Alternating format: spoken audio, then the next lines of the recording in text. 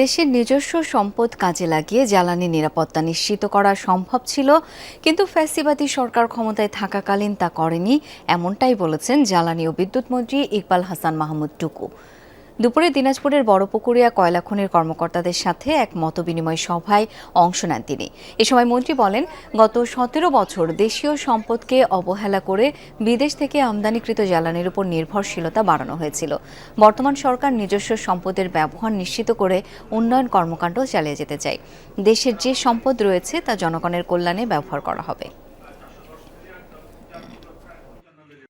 দীর্ঘ ১৭ বছর এই দেশে একটা ফ্যাসিস্ট সরকার শাসন করছে। তারা দেশীয় সম্পদকে অবহেলা করে বিদেশি ইম্পোর্ট করার ব্যবস্থা করেছিল। দেশের উন্নতির জন্য সবচেয়ে আগে দরকার জ্বালানি। আমার নিজের জ্বালানি থাকতে আমি বিদেশ থেকে এখানে ইম্পোর্ট করব।